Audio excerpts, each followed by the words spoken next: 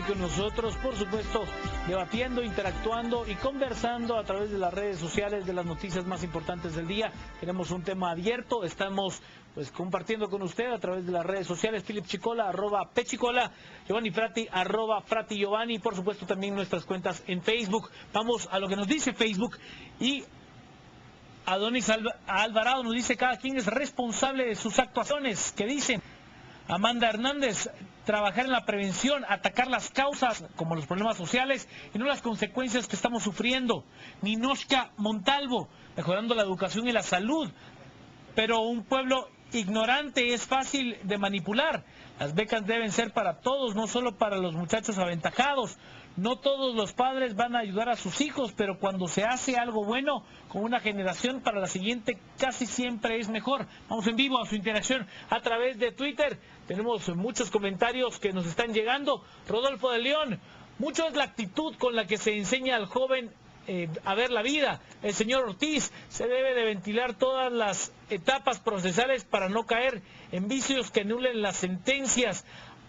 Ana Navas: iniciativa de ley que viola tratados internacionales, hay que atacar las causas y no las consecuencias.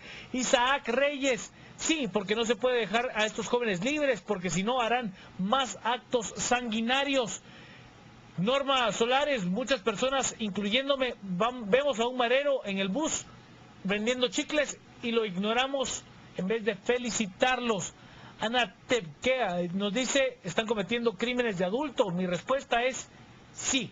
Es parte de la interacción, Philip. Hay un mensaje que me llamó mucho la atención y es de Ana Navas, que ella menciona que esa iniciativa de ley que pretende permitir que los menores entre 12 y 18 años sean juzgados como adultos podría violentar algunos acuerdos internacionales. Guatemala ha suscrito una serie de convenciones de protección a la niñez y a los adolescentes, en los cuales establecen que no se puede juzgar a los menores de edad como adultos.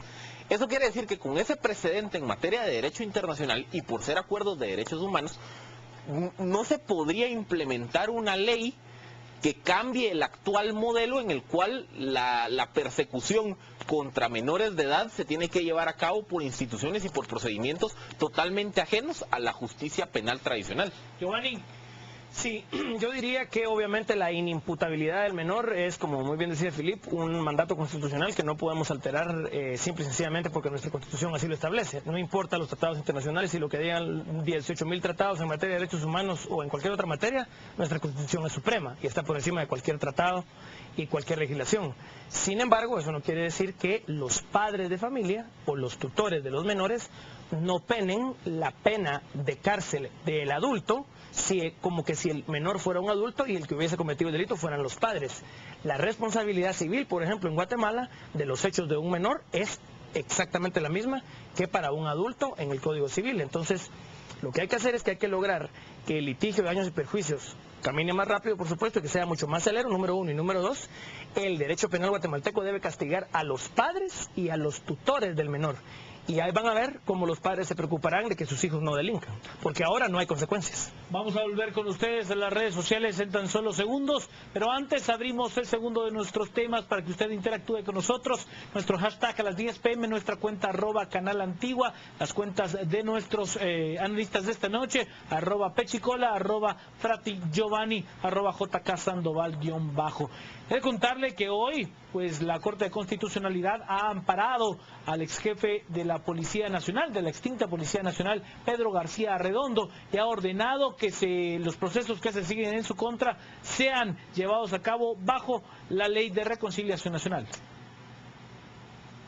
El abogado penalista Moisés Galindo, representante del ex jefe policial Pedro García Arredondo, condenado a 70 años de prisión por la desaparición forzada del estudiante de la Facultad de Agronomía de la Universidad de San Carlos, Edgar Sáenz Calito, entre marzo y junio del 81, fue amparado por la Corte de Constitucionalidad al determinar que el Tribunal Primero A de alto riesgo debe emitir una nueva resolución en el caso y remitir el proceso a una sala de apelaciones luego que ilegalmente el tribunal conociera el caso. Aquí lo que prácticamente hemos insistido desde el inicio, en este caso el septiembre de 2012, es que el Tribunal de Mayor Riesgo A, presidido por la jueza Yasmín Barrios y sus vocales, no tenía competencia para conocer casos del conflicto armado interno si previamente no no iba a una sala a la Corte de Apelaciones a determinarse si los hechos eran o no extintos de responsabilidad penal, o eran o no de lesa humanidad. El Tribunal de Mayor Riesgo A dijo que ellos iban a analizar la Ley de Reconciliación Nacional e hicieron caso omiso a la jurisprudencia de la CC. En tal sentido, nosotros interpusimos ese mismo 16 de septiembre de 2012 una querella ante la Corte Suprema de Justicia, y la Corte Suprema de Justicia rechazó la querella diciendo que era un asunto espurio, político y sin fundamento. Sin embargo, acudimos a la Corte de Constitucionalidad y el viernes último la Corte nos amparó, y esto demuestra que sí se violó el debido proceso. Los jueces desobedecieron abiertamente la jurisprudencia de la CC, y esto manda un mensaje claramente que la jurisprudencia de la CC es de obligatorio cumplimiento para todos los tribunales. CC manda y ordena en este amparo que la Corte Suprema de Justicia tiene que resolver conforme a los hechos que presentamos, y es que la jurisprudencia de la Corte de Constitucionalidad para casos de conflicto armado interno indica claramente que no se puede iniciar el proceso por un juez de primera instancia si previamente no la sala de apelaciones les da vía libre luego de haberse agotado un debido proceso. Según Galindo, todos los procesos conocidos por el delito de lesa humanidad podrían quedar anulados, pues con la orden de la CC se determina que en ningún tribunal debía conocer sin el consentimiento de una sala de apelaciones.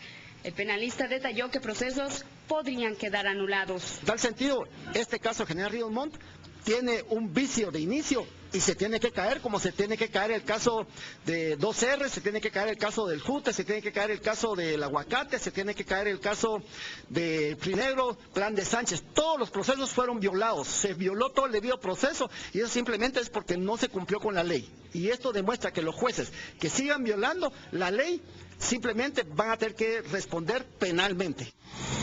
Un tema sumamente complejo de analizar, con una serie de aristas sumamente importantes para la sociedad guatemalteca y casos de muy alto impacto que tienen además heridas muy abiertas en nuestro país. Comenzamos con el análisis, Philip Chicola. Y bueno, tal vez aquí hay que recordar para clarificar un poco lo que decía el abogado Galindo. La Ley de Reconciliación Nacional lo que estableció es una especie de filtro extra, un paso extra dentro del proceso penal en aquellos casos asociados a la persecución del conflicto armado. Ese paso extra lo que obliga es que antes que inicie el proceso normal, una sala de apelaciones debe conocer el caso y debe de evaluar si aplica o no aplica la Ley de Reconciliación Nacional. Si aplica, el caso sencillamente se archiva y se sobreestima. Si no aplica la Ley de Reconciliación Nacional, pues ya se le da trámite para que se inicie por un juzgado ordinario. Aquí lo que ha ocurrido es que en